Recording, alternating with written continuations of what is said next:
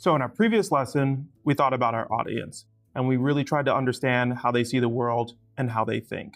In this lesson, we're going to generate an insight. And what an insight is a sort of guiding principle that drives the work, connects it, holds it all together. This is what separates good work, okay work, things that are just, yeah, it's fine, from great work. So let's dive into that and get started with that. So here we're generating an insight. Understanding the brief we have in front of us, we step back and try to connect this problem to an insight. This will elevate our work beyond being just aesthetic manipulation and execution and/or whatever clever turn of phrase we can figure out. So the first question is, what is an insight? An insight is an observation about how the world works that feels both surprising and true. When we say the insight as like a line, we want it to be something that sort of gives you like an aha feeling, but it also should feel like something that you can nod your head to and be like, yeah, I get that. I think a good rule of thumb when you think of an insight is if you think of like stand-up comedians. A lot of stand-up comedians, guys like Jerry Seinfeld or like Kevin Hart, you'll notice they start a lot of their jokes with like, you ever notice, isn't it funny how I think that people, or back in the days, a little bit more problematic, they go like, women do this, black people do this, white people do this. These are all insights. They're takes on the world. Our insight really needs to be a take that frames the world in a very specific way. It doesn't need to be funny at all. It can be any emotion, but people do need to agree with them sort of outright. When you say your insight, it should be something that people can, for the most part, agree with. Especially your clients need to agree with your insights. And if they don't immediately, that's okay, but you have to prove it out and make it so that they can understand how you've come to this conclusion. And by the end of your proving it out, they agree with your insight. Now, an insight can be about the world in general. Those are very philosophical. The key to happiness is a loving family. That's just about the world. That is very broad. It's just purely philosophical.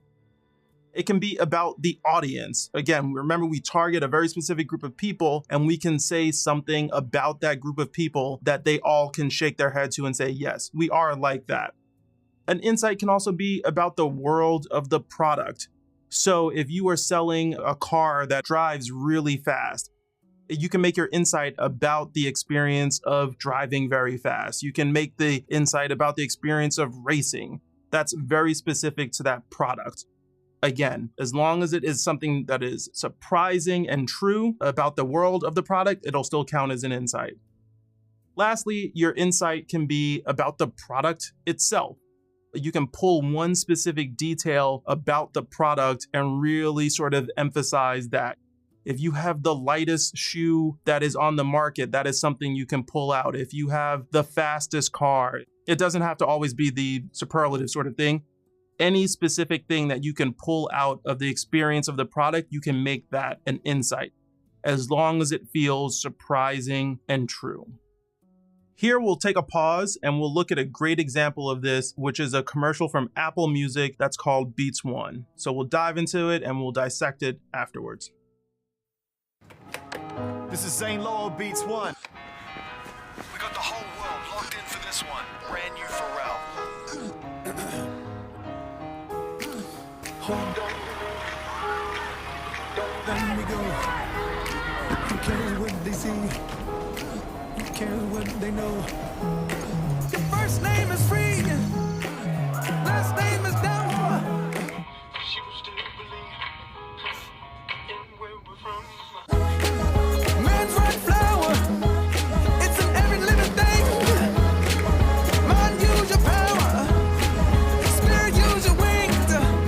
When the baby first breathes, when the night sees sunrise, when the whale hunts the sea, when man recognizes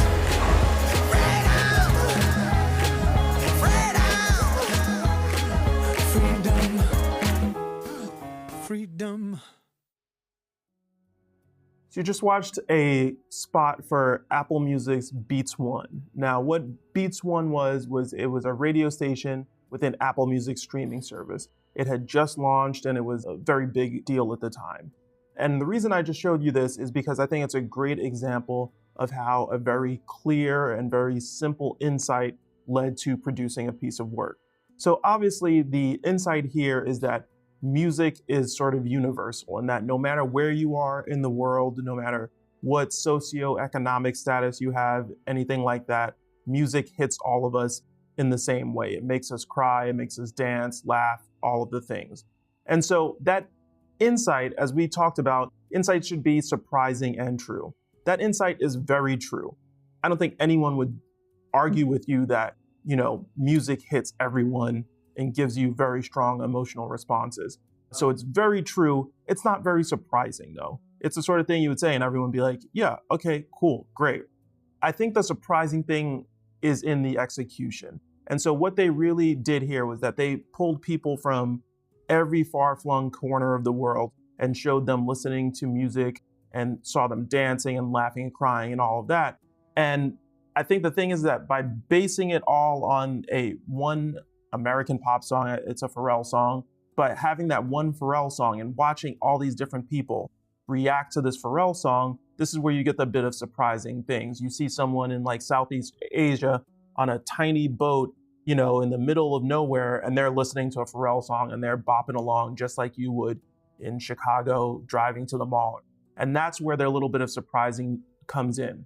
But very clear how this insight that music is the universal language, it affects everyone and totally powers us and gives us these very high emotional responses, drives this piece of work. So now let's apply this same insight work to our two examples.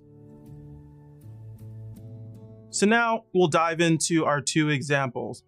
What I'm going to do here is for each one, I'm going to generate an insight that varies from being about the world in general, about the audience, product, and to the world of the product, just so you can see how we can approach one thing and just think about insights for it in totally different ways. So the first one, let's have an insight about how the world works in general. So for the rapper, we have the insight that with time comes wisdom. We understand better how the world works as we age. Let's remember, we said that this rapper was a little bit older for the rap game. So that is totally an insight that is applicable to the world at large, but also will be very applicable to him in specific in relation to his peers. So now we have an insight about the audience. People listen to gangster rap for vicarious thrills. The characters the rappers portray do all the things the audience wants to, but shouldn't. This is just based purely off of the audience and understanding how they think and how they approach the thing that they binds together, which is gangster rap music. Here we have an insight about the world of the product. To be an older criminal, our rapper's character would have had to seen a lot, done a lot, learned a lot. He'd have to have a lot of stories to tell. Again, because our product here is an album, ultimately going to be music and the stories told within the music, the sound of the music. Those are the details in this specific instance. And so here we're looking at the character that this rapper portrays. And again, just by virtue of him being an older criminal as a character, he would have to have a lot of stories. He'd have to have a lot of knowledge. He'd have a lot of stories to tell. Totally the type of person you would want to sit down and have a beer with, because he's definitely going to be able to tell you a lot of wild stuff. That's something that we can work with. And now we go with an insight about the product very specifically. Our rapper has sampled old soul records with his new record. Old soul records are often love songs. They feel sweet and musically rich. Now we're diving deep into strictly the details of our product and pulling out one specific thing, the sound of it. Sonically, it is drawn from those soul samples and those things. That music feels very rich, it's very emotional. And that's something, again, that we can work with that will be surprising and true as we take it as a jumping off point for our work. So now let's jump into the running shoe. And here we follow, again, the same process. If we have an insight about how the world works in general, life is like an endurance race. It's about perseverance, pacing, and focus. This feels very true. Anyone who's lived a life, who's not a child, understands that it's a bit of endurance. You keep going. You have days when you're moving fast and you feel great. You have days when you're slow and it's not so great. You have to pace yourself. You have to focus. To do anything requires all of these skills. So in a way, life is like an endurance race. Again, that is not something that you would have immediately thought of when you just placed to sit and think about our race, but this is the sort of insight we can come up with when we think about this brief in this very specific way. Now, when we think about the audience, new runners are always running towards something. They're goal-oriented, improvement-oriented. Again, we look at that audience research we did before, and now we understand the mind of a runner. Lots of people run because they want to feel a little bit more healthy. They want to lose a couple of pounds. They realize, hey, I have a sedentary life. Or some people run because they say, I want to run a marathon. That's just like a thing. I want to be able to say I did that thing. All three of those things are all very goal-oriented. They're always striving towards a specific thing, or maybe all three of those things. But running isn't something you just do without any sort of purpose. Even if your goal is to simply just beat your own personal best, it's not the best time ever. You just want to move your personal best just a little bit forward each time. You're very goal-oriented and ultimately improvement-oriented. Now, we look at an insight about the world of the product. Runners often find it hard to make time in life to run. So now we're just talking about running in general. And when we go back to our audience research and we look at runners, they're often trying to find the time to carve out in their day to get their run in. Some people run early in the morning. Some people run late at night. Some people take an hour out of the day and instead of eating lunch, they go run, come back, take a shower, and then eat lunch while they're in meetings or whatever. It's always going to be a struggle to find time to run, especially for people who are doing endurance running where it's not going to be a 20-minute run. It's going to be an hour. It's going to be 2 hours to be able to cover the amount of distance that they need to. That, again, is something that we can work with and build upon as we start to make work. So now we get into an insight about the product. We could hone in on the shoe's comfort. They're so comfortable, you stop thinking about your feet. You stop thinking, period. Running is a form of meditation. The comfort was the one detail that had about the shoe that was sort of a positive. And so we can take that positive and we can amplify it, we can exaggerate it. If you're running and you're not thinking about your feet, you're just moving and you're just focused on that. That, in a way, is a form of meditation. We can use that insight and jump off from there. But by taking that thing and really thinking about this insight we have about the product, that it's so comfortable you won't even notice the shoes, we can now turn it into something that is a bit more hyperbolic and more exciting and a little bit more visceral for the audience. So now we're going to look at a piece of work that I had done for Mishka. It's called Salon Surreal. So here we're going to look and see how an insight, again, drives a piece of work and really helps shape it and create it. So the insight on this one was very simple. A lot of times women steal clothing from their boyfriends and repurpose it into things that they'll wear, whether that be the giant hoodie that girls like to wear that they've stolen from their boyfriends, or it's taking an old t-shirt and cutting it up and making it into a crop top or something like that. This is a fairly common phenomenon. But this phenomena was what drove the creation of this entire spot. This was a specific case where, working for the brand, I was able to create a piece of work driven from the insight entirely. There was no existing brief. The brief was made because of the insight. I realized my girlfriend at the time had been stealing my clothes and said, hey, we are selling a lot of our market share to guys, but we have totally neglected women in any of our advertising. And so the thought here was, what if we were able to pitch our clothing to women?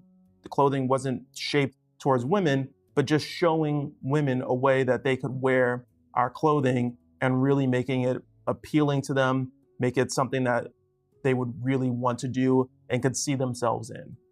As you watch the spot, you'll notice that it is a bit hazy, it's a bit chaotic, it's a bit surreal. And that's because the nature of the brand, it was drawing a lot of inspiration from things like science fiction, horror movies, comic books, obscure pieces of media. That was their bread and butter. That was their reason for being. And so we wanted to make sure that even though we were talking to a new customer, that we wanted to make sure that we still represented the brand in the way that was true to who they were. I'd also like to point out one thing is that as we're talking about insights and we're saying insights have to be surprising and true, and I say that the insight for this specific piece of work was driven from the idea that my girlfriend was stealing my clothes. You may say that insight is true. We all know about this thing that happens, but it's not very surprising. There have been memes made about it. There are, people on the internet are always making jokes about it.